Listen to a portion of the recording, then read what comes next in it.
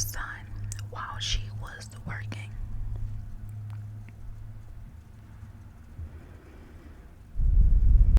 So, Dorothy was a secretary at the Swingers Psych Shop and Custom John Head's shop in Anaheim, which was about 5 miles from her home in Stanton. She lived with her aunts, but that aunt was not far from her parents' home, which their name is Jacob and Vera. Dorothy did not go out with friends to hang out. She spent most of her time at home or in church, and she was a Christian woman, so she felt as though she needed to live her life in a way that she felt she needed to, so she stayed home majority of the time. On May 28th, 1980, Dorothy was heading home from an employees meeting, and Dorothy noticed that there was a strange bite on her co-worker's arm. Now, this co-worker name is Conrad, so she offered to take Conrad to the U.S. Irvine Medical Center, and another colleague of theirs named Pam had offered to go with them. So around 9 p.m. that night, Dorothy at first went to her parents' home to check on her son and to let her parents know that she was taking Conrad to the hospital and that she would be back later to pick up her son. She originally was wearing a black scarf around her neck at the employees meeting. However, she changed that scarf to a red one before she left out. Now, it is important to remember the changing of scarves because that is an important piece to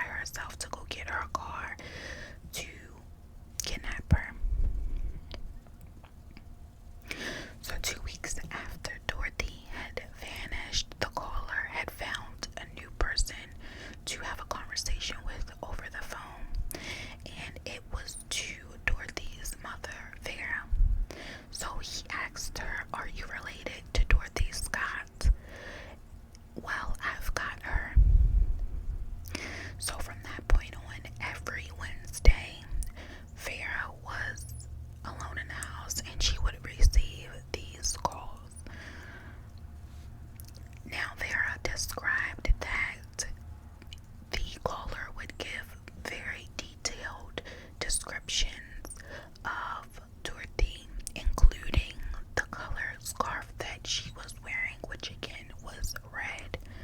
The police insisted that her parents stay away from the press because it could compromise the case, but that was until Jacob, which again is Dorothy's father, had contacted the local paper, which was the Orange County Register, to tell them about their daughter's case.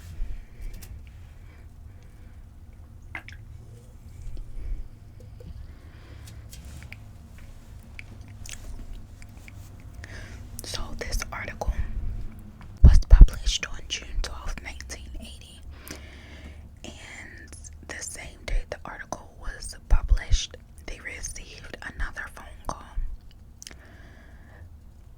Now, the phone call was made to the publishing company, and the caller had told them that he had murdered Dorothy because she was unfaithful to him, and he also claimed that he was in love with her, but she betrayed him for another man.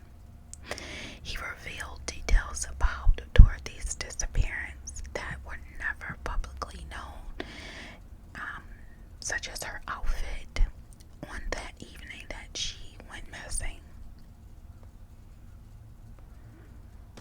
So, customers at the shop where she worked were investigated, but because she was a secretary, she really didn't have much interaction with the customers that came into Swingers. So the police tried to trace the calls, but the phone was always hung up before they could find out. And these calls continued for years after Dorothy disappeared, where he haunted Dorothy's parents until April of 1984. So Jacob had answered the phone, and once the caller heard Jacob's voice, they immediately hung up. They did not call again until 4 months after. So people speculated that the caller hung up because the father would have knew who this person was if he had heard him. So on August 6th of 1984,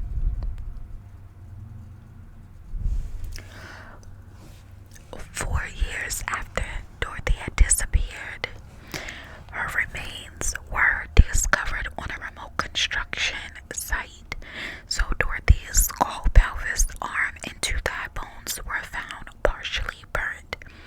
This then gave the investigators a timeline because 2 years earlier, which was October of 1982, there had been a fire at that same location, which had told police that Dorothy's remains had been there for 2 years. Also, there was a discovery of bones from a dog, which was laid alongside Dorothy's remains.